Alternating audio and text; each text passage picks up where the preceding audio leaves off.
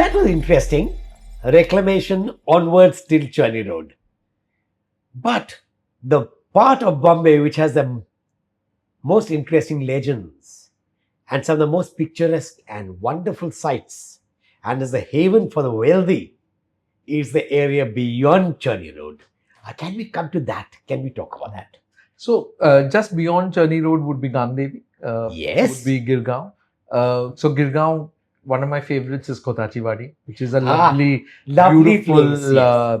Lovely East Indian, enclave, as we can say. I don't want to call it a village because I love the word enclave or gaothan, but enclave is something that I really like. Where you had Vaman Khoth, who actually used to live there. He was a farmer, and he actually sold part of his land to a lot of his East Indian friends, and that's how Khotachi Wadi came up. The bustling Girgaon has this really little quiet spot in the heart of Girgaon, which is Khotachi Wadi. With the balconies, the balconies, yes. Absolutely. It's really, really beautiful.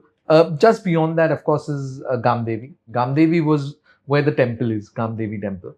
And Gamdevi Temple was where the entire precinct of Gamdevi actually originated from. Yes. And when you walk where Gamdevi police station is, and you'll realize that Gamdevi is actually divided into a planned area and an unplanned area. Yes. Where the temple is, it's a very unplanned part. Yes. And where the planned part is just beyond the other side of the police station, where Azad Maidan is. And again, that was, of course, the blessing of the Bombay Improvement Trust. So, the same way that Bandra, Shivaji Park and all the areas that were blessed by the Bombay Improvement Trust came up, Gamdevi came up in the same way. And that's why when you walk there, you'll find that all the roads are at 90 degrees. It's a very planned area. One of the most beautiful areas being Laburnum Road. Laburnum Road, yes. Even the name is lovely. It's lovely, and that's because it was full of laburnum trees yes. right throughout. But if you look at the architecture, you'll see that they've all got the same height, they've got the same plinth, they've got the same size, they've got the same size of plot as well. And that's when you realize that it's quite a planned area. Yes. So the Bombay Improvement Trust again kind of took that entire area up and set it up and made that the entire planned area. But what they did was that there was the most unique part was the Saraswat Colony that came in. And that's one of the first Saraswat colonies or the first cooperative housing societies to come up in that area. Oh, is that so? And the architecture of that is something that I could never pinpoint. So every time we take someone on the walk, and everyone says that the architectural style is quite unique to that Saraswat colony. At some points, it's Edwardian in nature. At some points, it's vernacular. And it's got all these, as I say, khichdi architecture merged into that style. And what's funny is that it's got the same style of architecture like the Brady Flats at Cuff Parade. So it's got the same style. So, and it's hard to believe because they came up at the same time, but it's hard to believe that something in Gamdevi would have the same style of architecture as the Brady Flats at Cuff Parade, which is at such a distance. Gamdevi, of course, it's a hub of history. But one of my favorite buildings there is the Blavatsky Lodge. It's a lovely Indo-Saracenic building, and it's also got a lot of these symbols which are, of religious nature as well. And around that, which is where French Bridge is, and you'll see that again, you've got some lovely bungalows there. And again, when I talk about eclectic architecture of Bombay, Gamdevi also is as pretty. And of course, there's Gamdevi Mandir and that area around it. Unfortunately, everything now is changing.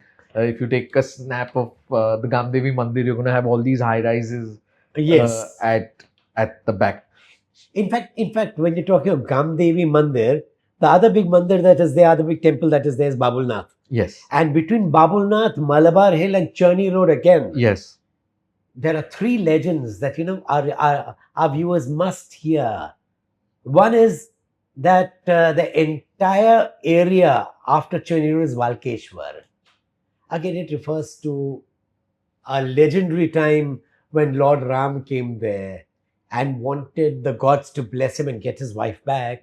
And he prayed to Shiva, and to appease Shiva, he built a shivling out of sand. So Val, which is sand, became the Walkeshwar. Yeah.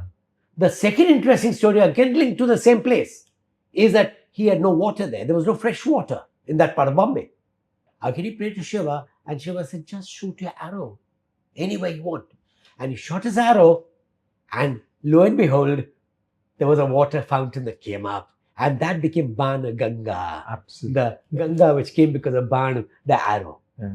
And a third legend is where you had another temple, the Babulnath temple, the Shiva temple there. And the legend is that a king was there, and the king was surrounded by his foes. And he prayed to the gods and he said, save me. If you save me, I promise to surround this temple with babul trees. And that's why it's Babulnath, the Nath of the babul trees. All the three are woven into the fabric of that area. And the two temples, Gamdevi and Babulnath, tower, and of course the Banganga, the water body. It was a yatra sort of a thing, Yes. So people used to come to Gamdevi Mandir. They say Gamdevi Mandir is the protector of the city, the real protector, because they say that the seas is protected by Gamdevi. Yes. And you will find a Gamdevi Mandir wherever there is a sea in Bombay. And they say that Bombay has never been hit by a tsunami or by a very bad water. Every time a cyclone comes, it just goes away. It goes away, and that's because of the Gamdevi Mandir. And they believe that Bombay is protected. Yes. So Gamdevi and Walkeshwar used to be a yatra where people used to come to Gamdevi Mandir, and then they used to walk to Walkeshwar Mandir on the top, and they used to take a road which used to be a very slopey. It was a large slope, and that road today is called the Siri Road, which is right bang next to Chowpatty. Yes. So it was actually Shidi in Marathi, then it became CD in Hindi, and then when the Britishers wanted to name it, they called it Siri, which is SIRI. It still exists. It still exists, yes. Large slope that you can then go to Walkeshwar and Malabar Hill now. And that road is the one that you take to access the area at the back. And Malabar Hill is very fascinating because once upon a time, the British Empire was headquartered somewhere near King's Circle. Yeah. That's why it's called King's Circle. Yes. Suddenly they realized that there was a need to move away from there. Some people ascribe it to the death of one of the Britishers' wives. But they moved to Malabar Hill. Yeah. And they moved to South Mumbai. And then they loved this place more than that central place. Yeah. And even David Sassoon, interestingly, and we'll come back to that when we discuss that part of the architecture, interestingly, bought his final house in Malabar Hill.